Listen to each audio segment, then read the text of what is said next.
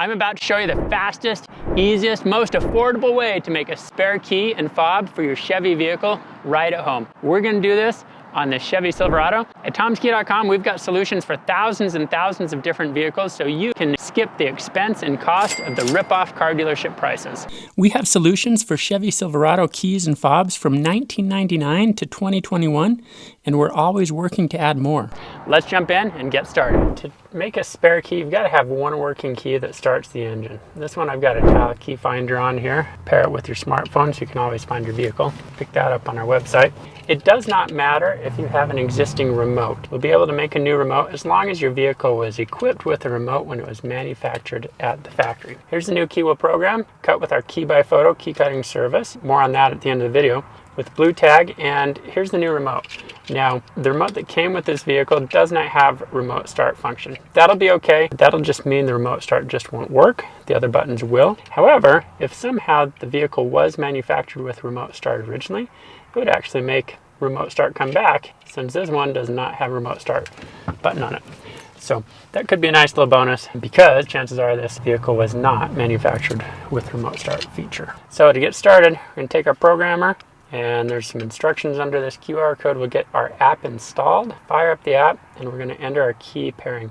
It tells us to scan the QR code, the one with the serial number right here. Let's go ahead and get that scanned. Come on, there we go. Okay, it tells us we need a solid internet connection. Make sure we've got all the keys, our existing and our new ones, our tool, and a caution. The aftermarket parts, like if you've added remote start or an aftermarket alarm, that sort of thing, that can cause problems, and it's not recommended to use this. So we'll come in and find our vehicle. We've got a Chevy Silverado, and it's a 2018 right there. Next. Okay, what is it, a blade key or a blade key with remote?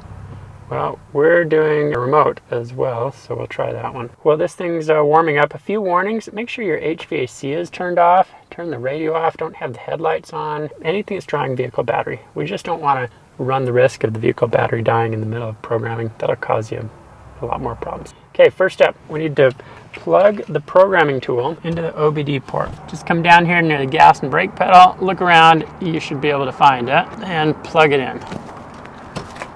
To make your life a little bit easier, I recommend picking up this optional extension cable. With the extension cable, we'll be able to see what's happening on the programmer. Okay, it's plugged in, we've got a green light here. We need to get it paired via Bluetooth. Okay, we're looking for other devices. Here we go. Let's get this thing paired. All right, we need to allow it to connect. Perfect. Okay, we got a blue light here and the green check mark. Okay, I'm gonna take my original working key, put it in, 2 clicks to the on or run position, but I am not starting the engine. Okay, it's loading, 100%, communicating with the vehicle. Start the vehicle. Okay, so fired up the engine with my original working key. Engine's now running. Checking vehicle status. Turn off the ignition. Okay. Turn on the ignition. Okay. Prepare all keys you need to pair before starting. During the remote pairing process, all remote controls will be erased. So that's an important note on this one. It's going to erase our existing remote, so we'll repair the existing remote. Prepare all the keys we need to pair. So we've got our 1 new key and 1 new remote. Okay, here we go. Let's start. Keep the ignition on. Communicating, reading the pin, please wait. All right, I'm getting some beeping on the dashboard. That's perfectly normal. Just saw that guy turn on. Continues to read the pin. I'm seeing a theft deterrent system warning. That's a good sign, because that's what we're working on. We continue to please wait while we read the pin. Flashing on my blue light here with the programmer talking to the vehicle. All right, switch the ignition off and remove the key. Okay, follow the instructions in the app. The app may improve or do something a little different from what you see in this video, so do your best to follow it. Close all doors and switch the ignition on. Okay, it doesn't specify whether it's the new or the existing key, so I'm going to take the new key and use it to switch the ignition on. On the dashboard, I do see the security light turned on there. All doors are closed, ignition's turned on, communicating. All right, configuring the system. This takes 12 minutes. Please wait. All right, well, we've got a 12-minute wait. We're getting close to the end.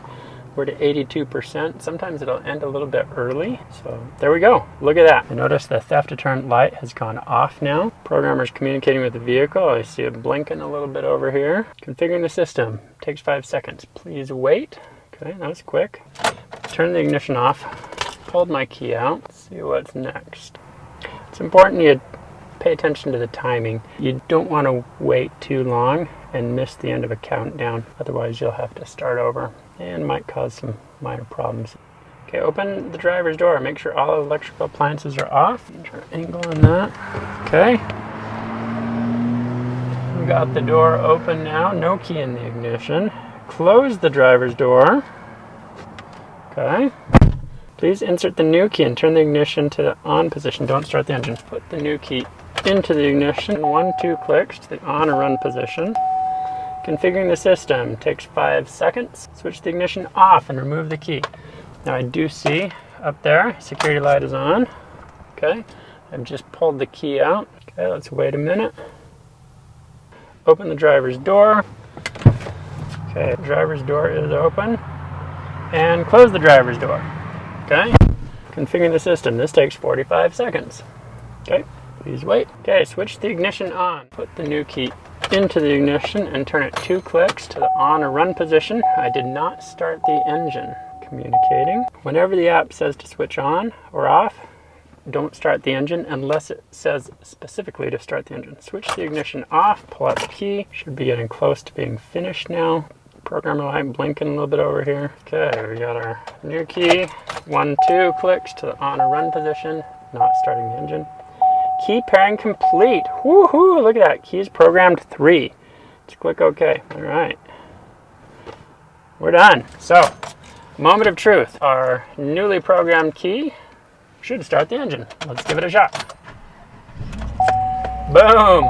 Look at that. Let's get this programmer out of the way. We've got a spare key. And of course, you want your original key. It should still work. So let's fire up the engine.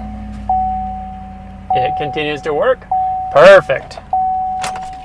Can you believe how easy that was to program a spare key? Next, we got to get our new remote programmed. In the box for programming the remote comes this programming tool. Unfortunately, the one we use to program the key does not work for programming the remotes. So we need to check the table.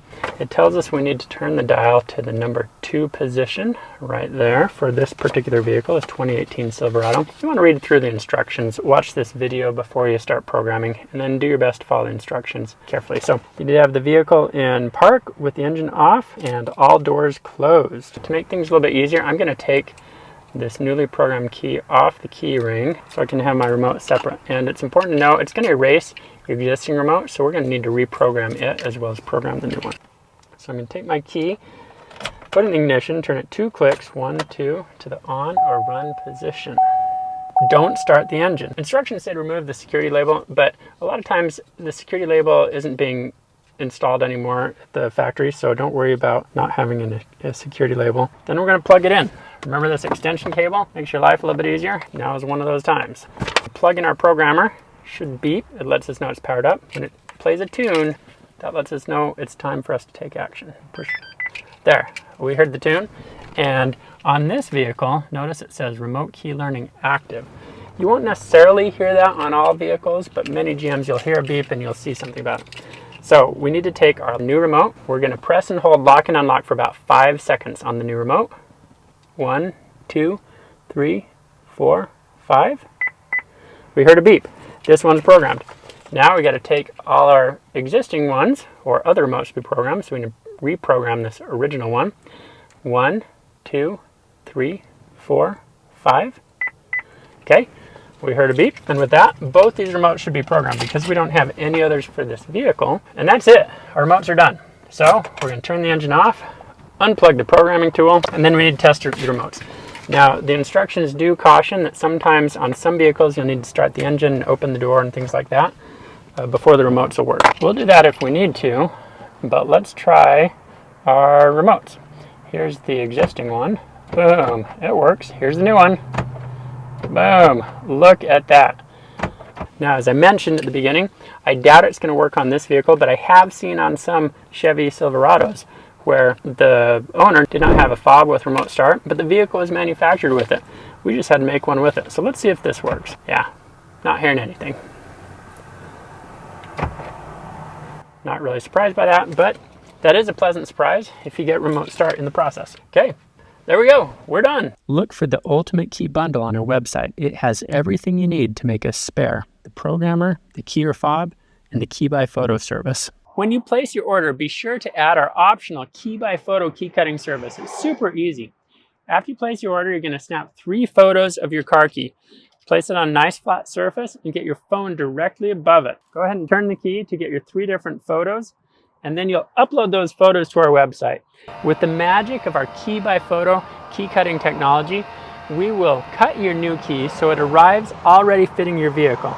It is absolutely amazing and provides you with the complete do-it-yourself solution so you can make a spare key and remote fob without leaving home, and especially without getting ripped off at the car dealership. Can you believe how easy that was? With the help of Tom's Key Company, we've got a spare key and it took less than 15 minutes. If you run into problems, no worries. We've got great customer support to help solve all your problems. And if you still can't get your keys working, no worries. We've got a full money back guarantee, so you've got nothing to lose. Come to tomski.com and place your order today. You will not get ripped off by the car dealership because you can make a spare key and fob without leaving home with the help of tomski.com.